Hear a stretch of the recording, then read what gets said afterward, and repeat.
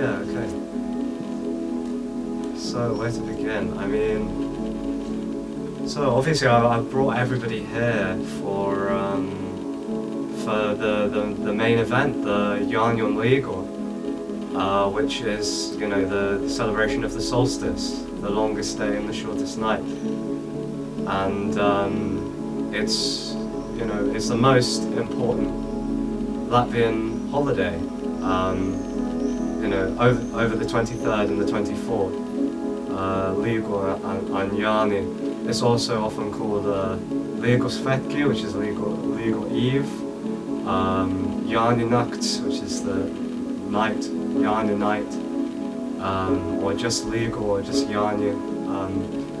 Ligo refers to a refrain which is said in many legal songs, which are traditionally sung on the holiday. And as a culture and a history that remained unrecorded until kind of the late 1300s, that's the main way that our oral traditions have, and our history has been passed down, is through the legal songs and the oral stories that were told.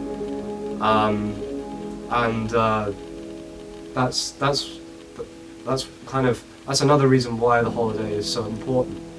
Really, it's a culmination, not just seasonally of the year, of the sun, of all the plants and animals. The potency is at its peak at this point. And that goes for us as well, as animals, as part of this world. But also, it's a culmination of our culture. It's the foundation of what it means to be Latvian.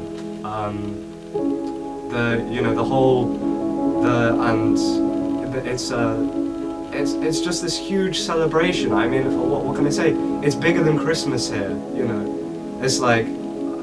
I remember when we first moved to the UK, you know, my mum always says, you know, it's like not having Christmas. Because it's true, it's like not having Christmas. I mean, it's bigger than Christmas, you know, it's a huge holiday. You know, people gather, families gather, friends gather together in the same place. They sing songs, they eat food, they wear traditional clothes. You know, in ancient times, the holiday would have lasted the whole week. You know, now, okay, you get 2 days, the whole country gets 2 days off, everything's closed. But, you know, but there are still celebrations that happen throughout the week. By far, you know, the center of the celebration is around the fact that it's the longest day and the shortest night, you know, it's the solstice. And so the most important aspect of it is the fire. And keeping the fire going through the shortest night. And it's a way of celebrating the light and the sun, and it's also a way of actually preserving the light of the sun, of bolstering it. You know, in the folk, the light of the sun goes into the fire and is preserved and carried into the new year. You know, I wouldn't say that Yarnyon Ligo is like the end of the year, but it's the peak of the year. You know, it's the peak of celebration, and then you go and you start to have to plant the crops and harvest and prepare for the winter, right? So the fire is the most important thing, and everything happens around the fire. You know, people dance around the fire, people sing around the fire. The fire is a meeting place, and it's like the presence of the sun on the earth. And what else? I mean, so it's not just, it's like I said, it's a culmination, and it's about a reset, right? It's like refreshing yourself and starting anew and kind of almost a kind of a spiritual reboot of yourself. In the tradition, it's a thing for couples, but also for coming of age thing, for people to jump over the fire. You know, it's tradition to have a really big one, and then later in the night, it's possible to make smaller fires around the larger fire, and people can then jump over the fire. and in that way, it's almost like a passing of yourself, a spiritual reforging. But there's so much that goes into the tradition, so more than I have time to speak of. I mean, you know, we could go for days and days. I mean, talking about it. You know, there are so many things, traditions from history, and some are still kept, and how they've changed, and how they've been affected, you know, over time. You know, it's a culture which has suffered from an active erasure over many centuries.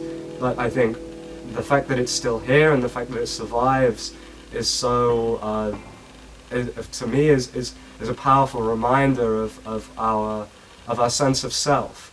And Jaanion Liigo is the foundation of that sense of self.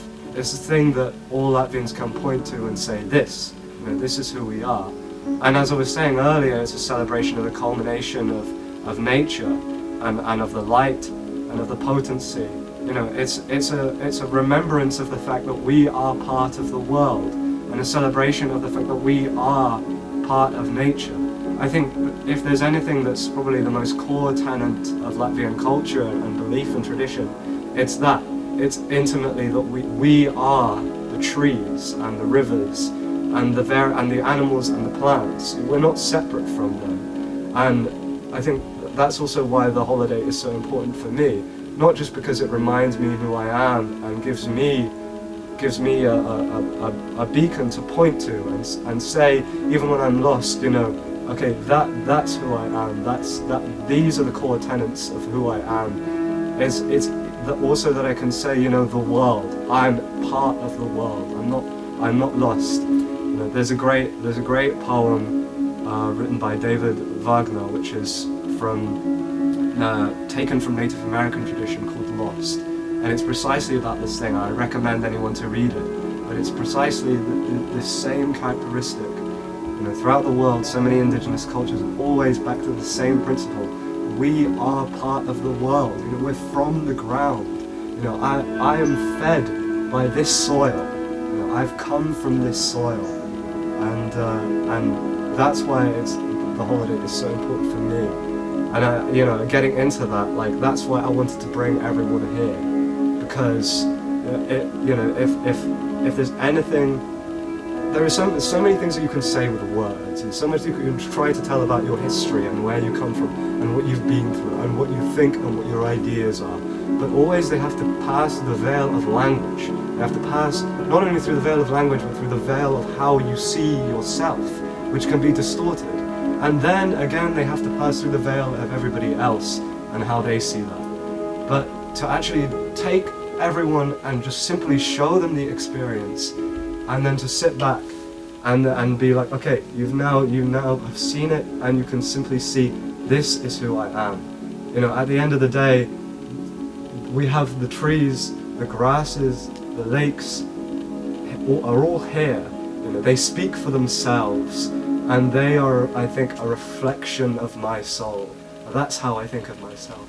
When I think of myself most intimately, I think, I am these trees. I am this ground beneath my feet. I'm this grass growing from the ground. I'm this water, you know, that we are next to. And I'm these fires, and I'm this holiday, and I'm everything that comes from this ground is also coming within me, right? And you know, that, like I said, that's what's so important to me about bringing everyone here. It's just like there is a chance for you to be simply seen truly and most precisely for just who you are, without anything else.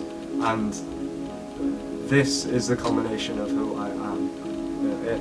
It informs everything that I do, everything that every decision that I make, every way that I see the world is informed by these traditions, is informed by this place, and by this culture.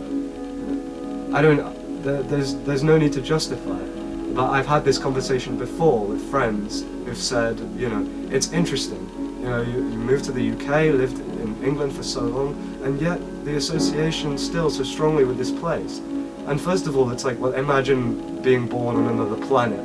and then moving to and living there, and then being transported suddenly to another completely other planet. Of course, you would still, you know, your home world would be still the most intimately real for you, you know, and just because it is that level of difference, people don't realize that cultural difference. But also, you know,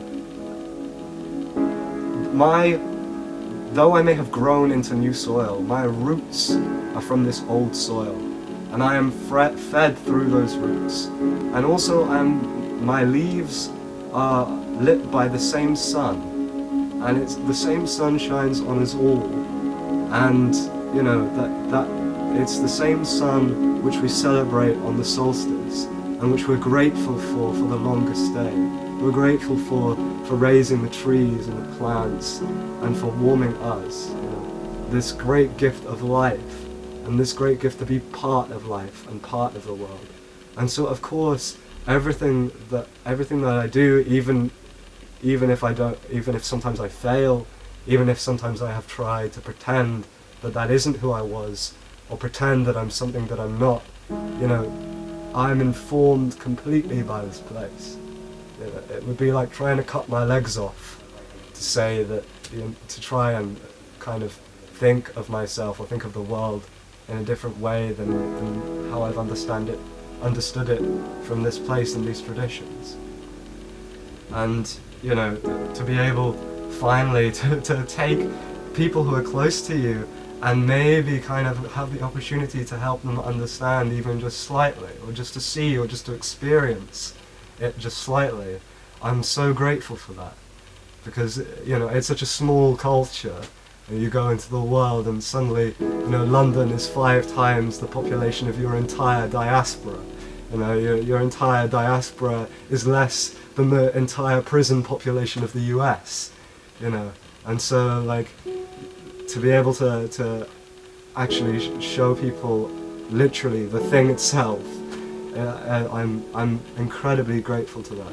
And to be able to take people who are so special to me and take them to a place which is probably the most special place to me in the world, you know, I'm very grateful for that opportunity. It's something that I've wanted to do for a long time, and I'm just very, very happy to have finally had that chance. You know, when I come here, I feel like I can take a breath, finally, as if I've been underwater the whole other time. And you know, to be able to breathe beside people who you care about so deeply is, I don't know, it's just a very important thing. Whenever I return here, it's a very emotional experience, you know. And like I said, you know, I've been raised by these trees. I've been raised by this water. I've been raised by this soil, and it continues to teach and inform me. And, you know, not only is it an opportunity to show my friends who I am and to give them some of the experience, but also every time I return, it nurtures my own experience. It feeds my own experience of myself and helps me to understand myself better and where I come from, you know, and it builds upon the experiences that I already have. And so just every time, it's just so special, and I'm just so grateful. And I think that's about everything I have to say for now that I can think of.